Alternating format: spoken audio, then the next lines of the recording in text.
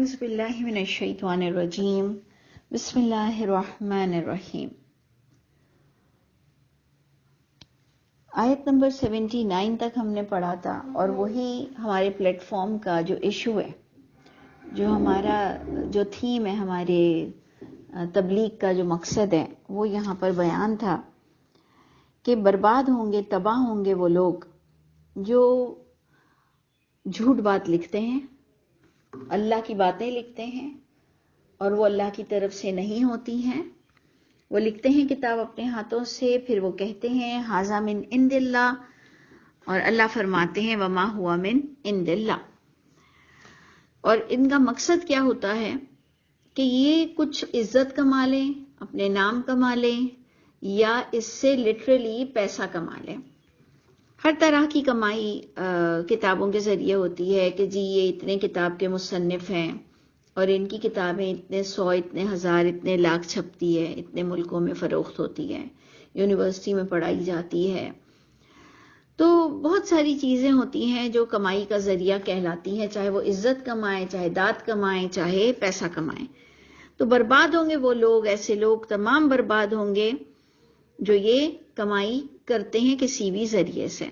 اب آ جائیے آیت نمبر 80 پر کہ ہم نے وہ پڑھنا تھا، اور بالکل وہ عقیدہ اہل کتاب کا ہے، اور ہم نے اسے آج کل ایڈاپٹ کیا ہوا ہے۔ ہم ویسے تو اہل کتاب کو بڑے لان تان کرتے رہتے ہیں، یہودی عیسائی کہہ کر، لیکن آپ دیکھیں گے ہماری روایتیں، ہماری جھوٹی حدیثیں، ہماری حدیثوں کی کتابوں میں بہت سی روایتیں وہی یہود اور نصرانی کی جو غلط تعلیمات تھیں، یہ انہی کو آپ نے کبھی اگر غور کرنا ہے، اللہ آپ کو وہ پڑھائے، تو آپ کو لگے گا کہ کیا فرق ہے، بلکہ ہم نے ان کی باتیں چرائی ہیں۔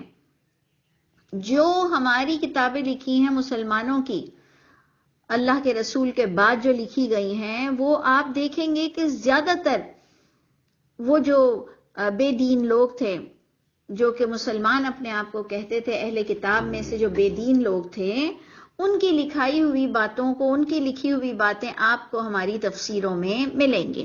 اور یہ جو اس وقت آیت نمبر 80 ہے، یہ عقیدہ ہمارا بھی تھا، اگر آپ لوگوں کا نہیں تھا تو مجھے نہیں پتا، اسپیشلی میرے گھر میں تو یہ عقیدہ بچپن سے میں نے خود سنا تھا کہ ہم تھوڑے دن آگ میں جلنے کے بعد جنت میں ہم مسلمان تو ضرور جائیں گے، جو محمد صلی اللہ علیہ وسلم کا امتی ہے وہ تو جہنم سے بھی نکل کر جنت میں ضرور جائے گا، کیونکہ جب تک ایک بھی امتی نہ چلا جائے نبی جنت میں نہیں جائیں گے، یہ ہمیں بتایا جاتا تھا، جو کہ اللہ نے اس کی تردید کر دی، اللہ نے اس کی نفی کر دی، اللہ نے ہاتھ اٹھا لیا کہ میرا کوئی ایسا عہد تم سے نہیں ہے۔ تو باقاعدہ ہم نے پڑھنا ہے وقالو، اور لوگوں نے کہا کہ لن تمسنا النار، وقالو میں بھی کون لوگ ہیں؟ وہی جو ہاتھوں سے کتابیں لکھ کر اور اللہ کی طرف اس کا نام کرتے ہیں۔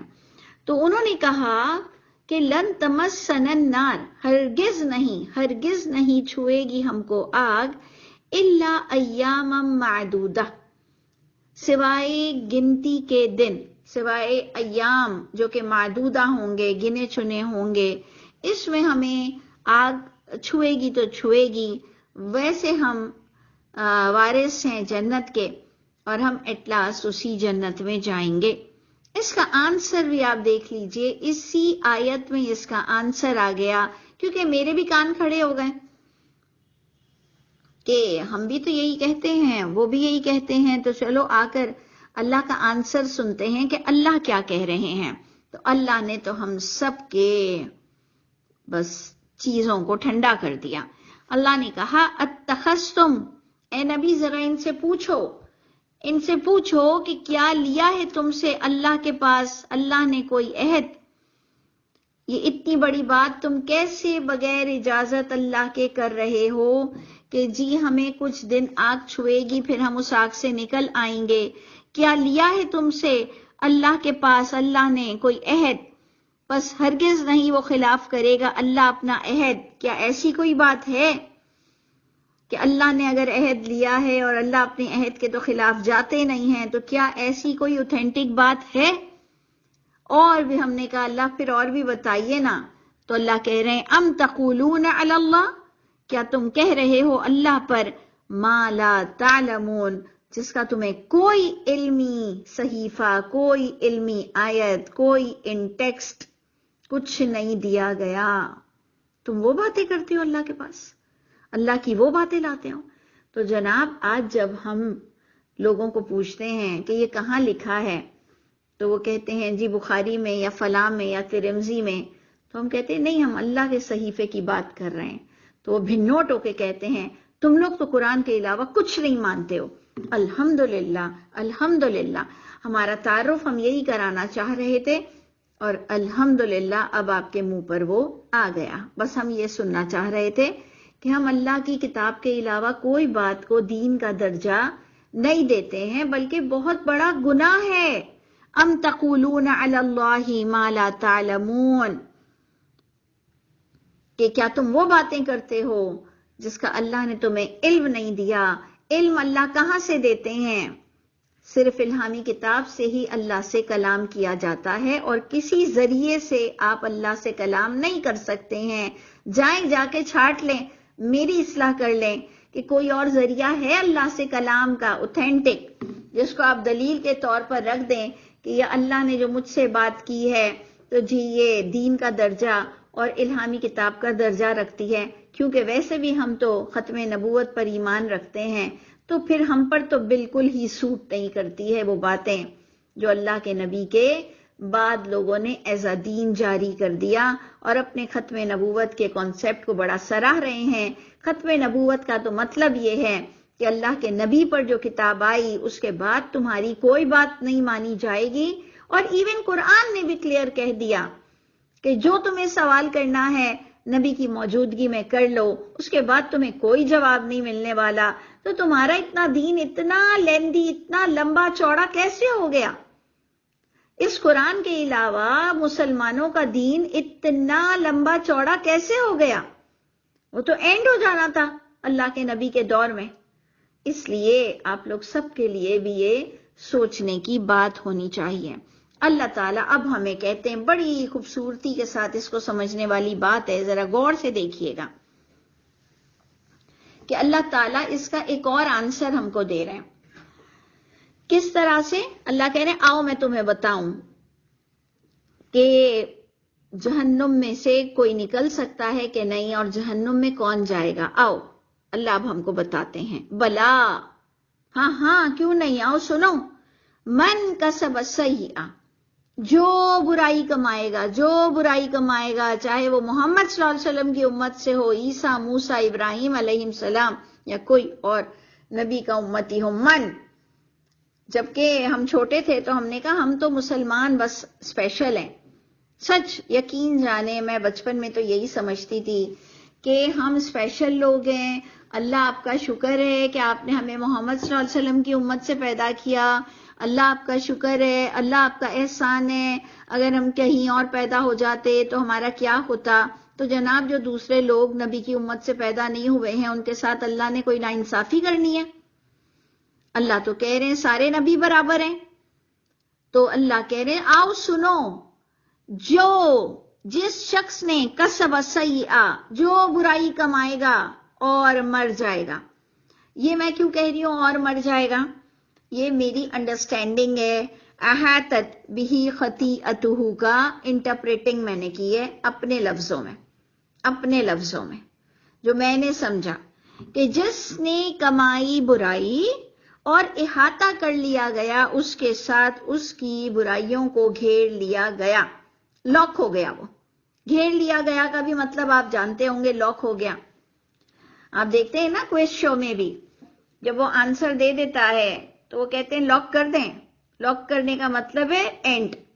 آپ نے اپنا پورا ڈیسیشن دے دیا، اب لاک ہو گیا، اب کوئی گنجائش نہیں ہے آپ کے لوٹنے کی، آپ کی معافی کی، آپ کے اعتراف جرم کی. لاک کا مطلب ہوتا ہے بس ختم. تو احاطت بہ خطیئتہ، وہ اس حال میں مرا کہ وہ بغیر توبہ کے اپنی خطاؤں پہ مرا. آپ بھی تھوڑا سا غور کیجئے گا کہ کیا میں نے یہ جو انٹرپریٹنگ دی ہے یہ صحیح ہے کہ من کسب السیئہ، جو برائی کماتا ہے، جو بھی امتی، جو بھی انسان، کسی بھی نبی کا امتی، اور ایٹ لاسٹ وہ معافی نہیں مانگتا یا سدھرتا نہیں یا اس کا اینڈ برا ہوتا ہے اور احاطہ کر لیا گیا، گھیر لیا گیا اس کو اس کے گناہوں نے، یعنی وہ اسی حال میں مر گیا، فَأُولَئِكَ أَصْحَابُ النَّارِ، یہ ہے آگ والا انسان، لیکن اس کو کوئی نہیں نکال سکتا، ہم فیہا خالدون، یہ اس میں سدا رہے گا۔ اور میں بھی آپ کے آگے یہ بات رکھ رہی ہوں کہ اگر آپ کے پاس کوئی آیت ہے ایسی کہ جو جہنم میں جائے وہ واپس آ سکتا ہے تو پلیز مجھے ضرور بتائیے گا۔ مجھے کہیں بھی نظر نہیں آئی ہے یہ آیت کہ اگر ایک شخص جہنم میں چلا گیا تو وہ واپس آ سکتا ہے۔ یہ پلیز آپ لوگ بھی میری اصلاح کر دینا اگر کوئی ایسی آیت آپ کے مد نظر ہو تو۔ والذین آمنوا، اور اسی کے کمپیریزن میں اللہ تعالیٰ جہاں سیئہ کی بات کر رہے ہیں، برائی کی بات کر رہے ہیں، وہاں پر اللہ تعالیٰ ایمان والوں کی بات کر رہے ہیں کہ وہ لوگ جن کے عقیدے درست تھے، ایمان یعنی عقائد کے لحاظ سے ان کے ایمان درست تھے، عملوا الصالحات، اور وہ شہادت بھی دیتے تھے اپنے عمل سے بھی کہ وہ اسی عقیدے والے ہیں، یعنی شہادت کے بغیر آپ کے اور میرے عقیدے کی، کانسیپٹ کی کوئی ویلیو نہیں ہے، زیرو ویلیو ہے، عمل کے بغیر کچھ بھی نہیں ہو سکتا۔ اولئک اصحاب الجنہ، یہ بھی جنت والے لوگ ہیں جو عمل کر کے دکھائیں گے اور مریں گے بھی اسی حال میں۔ ہم وہی اوپر کے کانٹیکس کو لے آئیں گے کہ ان کا اینڈ بھی اچھے اخلاق پر اور اچھے عمل پر ہوگا، ہم فیہا خالدون، تو یہ جنت والے لوگ ہوں گے اور وہ اس جنت میں بھی سدا رہیں گے۔ تو اب آپ نے دیکھا کہ ہم لوگ یہ جو پرانی روایتیں ہیں، یہ ایکچولی یہود و نصارہ کی روایتیں ہم نے اپنی کتاب میں جمع کی ہوئی ہیں، اور ہم نے سمجھا کہ یہ ہمارا کانسیپٹ ہے، جبکہ یہی خوش فہمی یہود و نصارہ کو بھی تھی، اہل کتاب اور مشرکین مکہ کو بھی تھی اپنے اپنے نبیوں کو لے کر، اور نبیوں کی یہ تعلیمات کے خلاف ہے، کیونکہ قل سے اللہ کے رسول نے ہمیں واضح کر دیا کہ میں اس بات میں کسی طرح شامل نہیں ہوں۔ قل والی آیت آ چکی ہے، آپ سب اور میں اسے غور کر لیں۔ اچھا، اب جناب آیت نمبر 83 پر آئیے، یہ بھی تھوڑا سا انٹلیکچول پوائنٹ ہے سمجھنے کے لیے، غور کیجئے گا۔ وَإِذْ أَخَذْنَا مِيثَاقَ، اور جب لیا پختہ عہد، میثاق اگریمنٹ، پختہ عہد بنی اسرائیل سے۔ اب آپ دیکھ لیجئے، وہی بنی اسماعیل اور بنی اسرائیل سے خدا کا واسطہ چھٹکارا پالے۔ اللہ نے لوگوں سے عہد لیا، کیا لیا؟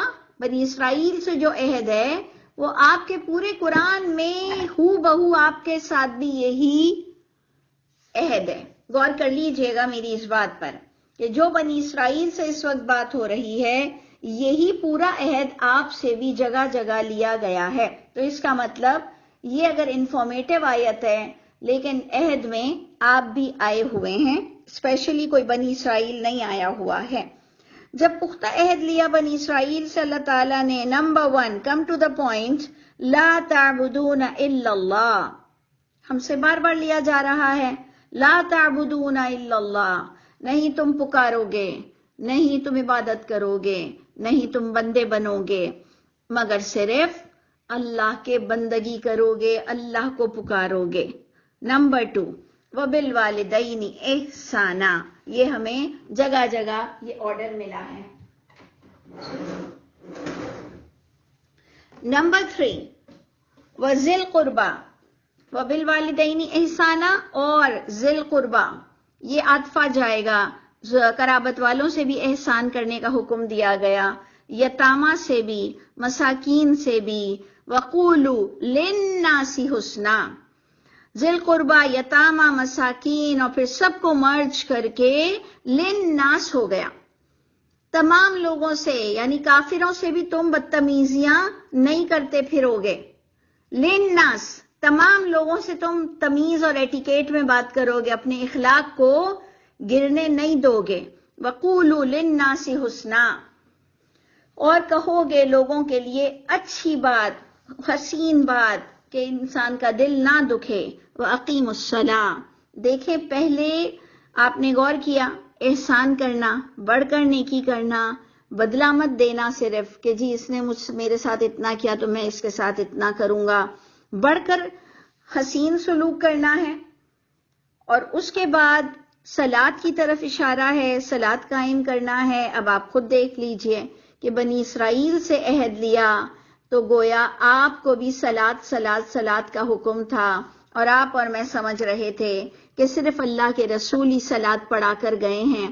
تو جو قرآن کو سمجھتا ہے، آپ کہتے ہیں صلاۃ کہاں سے ملے گی؟ صلاۃ کہاں سے ملے گی؟ اگر تم سات ستہ نہیں پڑھو گے، حدیثیں نہیں پڑھو گے تو صلاۃ کہاں سے ملے گی؟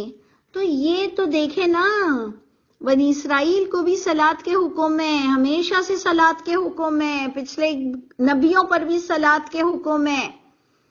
صلاۃ صرف محمد صلی اللہ علیہ وسلم کو نہیں سکھائی گئی۔ جب آپ کے دور میں اتنی جہالت 2022 میں بھی ہو، جب 2022 میں بھی ہماری جہالت اتنی افق پر ہو کہ ہم صرف سمجھتے ہوں کہ صلاۃ ہم ہی پڑھتے ہیں، صلاۃ ہمیں ہی سکھائی گئی اور حدیثوں سے سکھائی گئی، تو تم حدیثوں سے بھی کب متفق ہو گئے؟ تم سنی الگ ہو، تم شیعہ الگ ہو، تم سنیوں میں بھی بریلوی دیوبند اہل حدیث الگ ہو، تم سنیوں میں بھی بریلوی اور دیوبندی اور اہل حدیث کے سجدے الگ ہیں، تو پیٹ پر ہاتھ باندھا تو سینے پہ ہاتھ باندھو، تو سیدھے ہاتھ باندھو، تو کمر کتنی سیدھی رکھنی ہے، تو عورتوں کے سجدے، تو عورتوں کے ڈفرینسز۔ تم کب متفق ہو گئے؟ تم کب متفق ہو گئے؟ تم ہی متفق ہو جاتے تو ہمیں اکیلا کر دیتے۔ اتنے اچھے لوگ ہوتے تم، تو تم ایک ہو جاتے نا سب حدیثوں والے، تم ہمیں اکیلا کر دیتے۔ تم ویسے ہی آپس میں پٹے ہوئے ہو اور صلاۃ کو ماننے کو تیار نہیں ہو کہ بغیر حدیث کے صلاۃ کیسے پڑھیں گے۔ تمہیں کس نے ایک ایک حدیث پر صلاۃ بتا دی؟ حدیث میں کون سی آ گئی پوری صلاۃ؟ اور اگر آ بھی گئی تو تم کب متفق ہو گئے؟ سوچئے، ان سے کیوں ڈریں گے ہم؟ ان سے کیوں ڈریں گے ہم؟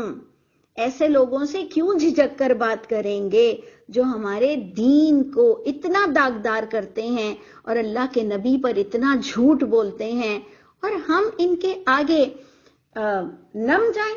کیسے ایسے ہو سکتا ہے؟ ایسے نہیں ہو سکتا۔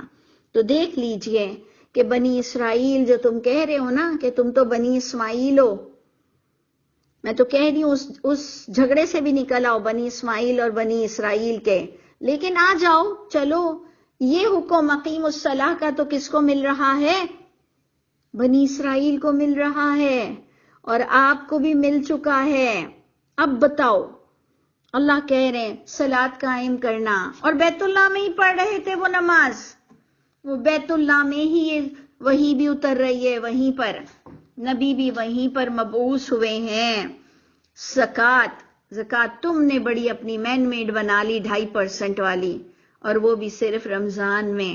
اللہ توبہ توبہ، اللہ ہم سب بھی بڑے گناہگار ہیں، اللہ ہمیں اچھی سے اچھی زکوٰۃ ادا کرنا نصیب فرمائیے گا۔ لیکن کس نے کہہ دیا آپ کو؟ کہاں سے آپ کو الہامی صحیفہ مل گیا جس میں صرف رمضان میں زکوٰۃ نکالنا، اور وہ بھی جو بچ جائے، اور وہ بھی 2.5%؟ یعنی شرم کی بات ہے، شرم سے ڈوب مرنے کی بات ہے، اور اس پر ہم اللہ کے رسول کا نام لے کر یہ باتیں کرتے ہیں، اور ہم میں سے کسی کے رونگٹے کھڑے نہیں ہوں۔ حیرت کی بات ہوتی ہے۔ تو اس لیے بس اب بیسٹ کیا ہے؟ اپنی اپنی کرو، بس جہاں پلیٹ فارم مل جائے بول جاؤ، جہاں اللہ آپ کو موقع دے دیں بول جاؤ، اور اپنی کرو۔ بس یہ دو چیز اب مجھے نظر آتی ہیں۔ اور ماشاءاللہ میڈیا ایسا ہے کہ آپ کو کوئی سننے نہ بھی آئے تو آپ اپنی ریکارڈنگ آگے بھجوا دیجئے۔ اللہ ہم سب کے حامی و ناصر ہوں، اور اللہ ہم سب کو ایمان والوں میں سے کر دے۔ تو دیکھ لیجئے بات کہاں سے شروع ہوئی کہ اللہ نے میثاق لیا، عہد لیا بنی اسرائیل سے کہ لا الہ الا اللہ کے تحت تم نے جینا ہے، والدین کی قرابتدار کی، یتامہ مسکین کی اور تمام لوگوں سے بات کرنے کا تمیز بتائی گئی، صلات کو قائم کرنا ہے، زکوٰۃ دینا ہے، لیکن اللہ نے فرمایا تم لوگ بھی پھر گئے، ثم تولیتم، پھر تم پھر گئے، الا قلیلا منکم، سوائے چند ایک تم میں سے، وہ قائم رہا نیکی پر۔ اب آپ بتائیے کہ یہ بتانے سے بظاہر تو ہم کہیں کہ اللہ تعالیٰ آپ کا اسٹرکچر میں کوئی ایرر تو نہیں، اللہ تعالیٰ آپ کے اس فاؤنڈیشن میں کوئی گڑبڑ تو نہیں کہ زیادہ تر لوگ نہیں مانتے ہیں اور کم لوگ مانتے ہیں، لیکن ایسا بھی نہیں ہے۔ ہم سب کا ایمان ہے کہ اللہ کا اسٹرکچر بڑا مضبوط ہے، اللہ کا فارمیٹ بہت ہی بہترین ہے، تو پھر ایسا کیوں ہے؟ اس لیے ہے، میرے پاس اس کا آنسر یہ ہے کہ اللہ کے اسٹرکچر پر چلتے ہوئے تھوڑا نفسانی خواہشات کو کچلنا پڑتا ہے، اور اللہ نظر نہیں آ رہے، سزائیں نظر نہیں آ رہی ہیں۔ نہیں تو پاکستانی جو اتنی تھوکیں اپنی سڑک پہ پھینکتا ہے، کچرے پھینکتا ہے، وہ دوسرے ملکوں میں جا کے کیوں سدھر جاتا ہے؟ کیونکہ اس پر اتنا فائن لگتا ہے۔ تو ہم سب ایسے ہی لوگ ہیں کہ ہمیں اگر کوئی وقت پر نہ پکڑے، ہم اس کا مس یوز کرتے ہیں، تو ہم اپنی نفسانی خواہشات کو کچل نہیں رہے ہیں، کیونکہ یہ زندگی ہمیں اپنی زندگی لگ رہی ہے، ہم کسی کے انڈر میں لگ نہیں رہے ہیں۔ جو اللہ فرماتے ہیں کہ تم کیا گمان کرتے ہو کہ تم پر کوئی قدرت نہیں رکھتا، جس کی وجہ سے قلیل لوگ ایمان لاتے ہیں اور کثیر تجاوز کر جاتے ہیں ایمان سے۔ تو اس لیے اللہ کا فارمیٹ اور اللہ کا اسٹرکچر میں کوئی ایرر نہیں ہے۔ ہم لوگوں کی حرکتیں ایسی ہیں کہ ہم ڈرتے نہیں اللہ سے اور مانتے بھی اللہ کو ہیں، کتاب بھی مانتے ہیں، لیکن بس ڈرتے نہیں ہیں۔ اللہ تعالیٰ مجھے بھی اور آپ کو بھی اللہ کی ملاقات ہمارے لیے حسین ہو جائے اور ہم باعمل ہو جائیں۔ تو اللہ فرماتے ہیں سوائے چند تم لوگوں نے ان میں سے عمل کیا، وَأَنْتُمْ مُعْرِضُونَ، کیونکہ تم اعراض کرنے والے لوگ ہو۔ یہ آیت نمبر 82 ہم پر کمپلیٹ ہوئی، 83۔ اور اب 84 کو دیکھیے کہ اللہ نے پھر ایک اور بڑی سمجھنے والی چیز بتائی، وَإِذْ أَخَذْنَا مِيثَاقَكُمْ، اور جب پختہ عہد لیا تم سے ہم نے کہ لَا تَسْفِكُونَ دِمَاءَكُمْ، نہیں تم بہاؤ گے خون، تم دیکھیں کم آ گیا ہے، یعنی اس میں آپ کو اس انداز سے پڑھنا ہے کہ تمہارے لوگوں کا تم خون نہیں بہاؤ گے، اور نہ تم نکالو گے تمہارے لوگوں کو ان تمہارے گھروں سے۔ یعنی اس کا مطلب یہی چیز آ رہی ہے کہ انسان ایک ہی دین پر تھا۔ اگر ہم مکے کی ہی مثال لے لیں تو یہود، نصارہ، مشرکین مکہ سب کے اپنے نظریے کے مطابق مکہ ان کا تھا، تو اللہ کے رسول کا بھی تھا، تو پھر کیوں نکالا گیا؟ تو ادھر بھی یہی آپ دیکھیں کہ برما میں، بنگلہ دیش میں، کئی جگہ جنگوں میں آپ کو نظر آتا ہے کہ لوگوں کو کس طرح سے نکالا جاتا ہے۔ چھوٹی سطح پر بھی اگر اس کی بات لے لیں تو جہاں بڑے بھائی بہن فیوڈل لارڈ بن جاتے ہیں ماں باپ کے مرنے کے بعد، وہ کس طرح سے اپنے چھوٹے بھائی بہنوں کو بے آسرا کرتے ہیں، ان کو گھروں سے نکال دیتے ہیں۔ چھوٹے لیول پر بھی یہی ہے، بڑے لیول پر بھی، پولیٹیکل لیول پر بھی یہی چیزیں آپ کو نظر آئیں گی۔ تو اس کی بھی اللہ نے قرآن میں بات کر دی کہ تم سے پختہ عہد لیا گیا تھا کہ تم ناحق خون نہیں بہاؤ گے، نہ تم نکالو گے اپنوں کو ان کے گھروں سے۔ ثم اقررتم، تم نے اقرار بھی کیا، تم نے مانا بھی اس بات کو۔ تو ہم کہیں گے یہ کیا سچویشن ہے ثم اقررتم؟ تو میں کہوں گی کہ میں بھی تو اس وقت اقرار کر رہی ہوں کہ ہاں اللہ تعالیٰ ایسا نہیں کروں گی۔ تو جب بھی ہمیں کوئی اچھی بات بتاتا ہے ہم اقرار کرتے ہیں، ہم کہتے ہیں ہاں میں ایسا نہیں کروں گی کہ کبھی بھی اپنوں کو جو حقدار ہیں ان کا حق نہیں چھینوں گی۔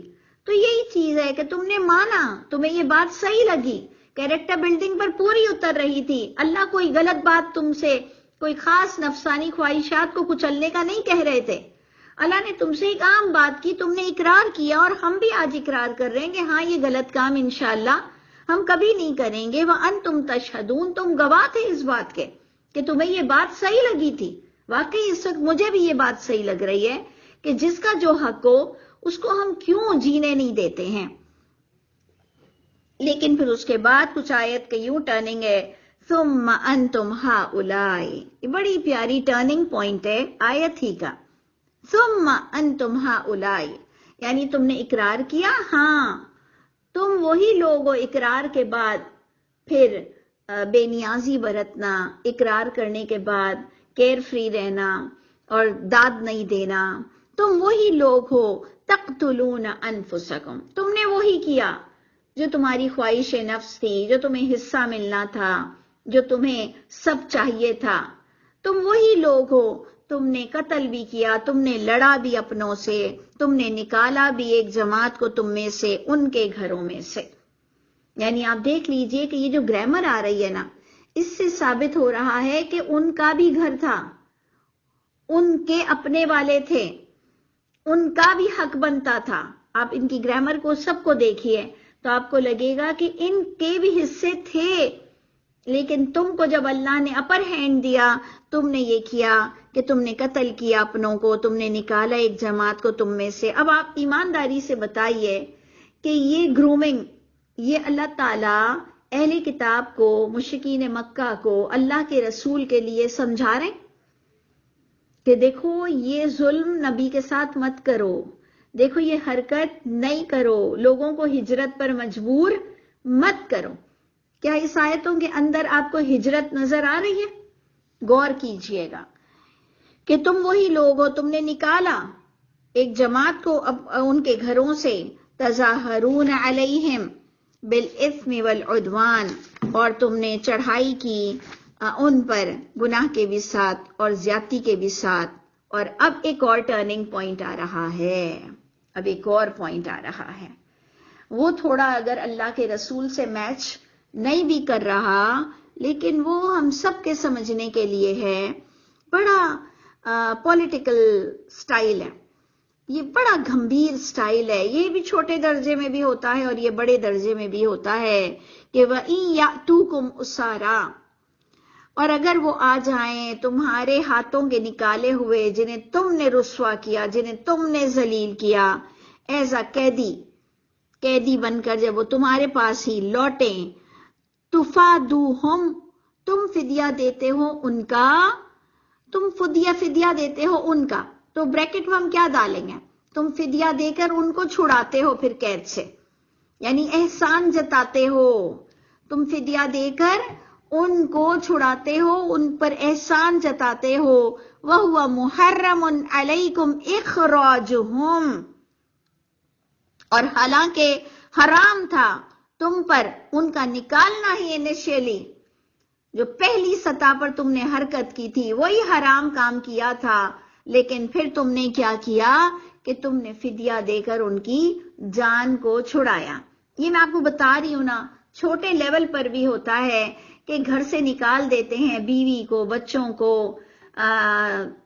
چھوٹے بھائیوں کو، چھوٹی بہنوں کو، پھر ان کے بچوں کی شادیاں کرواتے ہیں، پھر ان کو فرنیچر دلاتے ہیں، پھر ان کو چھوٹے چھوٹے گھر دلاتے ہیں، کہتے ہیں بیچارے کو میں نے دلایا، بیچاری کو میں نے دلایا، اس کے بچوں کی شادی میں نے کروائی، اس کی ایجوکیشن میں نے کمپلیٹ کروائی، جبکہ اس کے ماں باپ نے اس کا حصہ چھوڑ کر گئے تھے، اس کے ماں باپ نے اس کا حصہ چھوڑ کر گئے تھے، تمہاری کوئی احسان کی ضرورت نہیں تھی کہ تم پڑھاتے لکھاتے اور تم اس کو ایک چھوٹی سی کٹیا دلاتے، کوارٹر دلاتے، وہ اس بنگلے کا حصے دار تھا، وہ اس گاؤں کا حصے دار تھا، وہ اس فلیٹ کا حصے دار تھا، تم نے اس کو نکالا اور اب تم ہاتھ رکھتے ہو کہ جی میں اس کا تایا ہوں اور میں اس کا چچا ہوں اور میں اس کا بڑا ہوں۔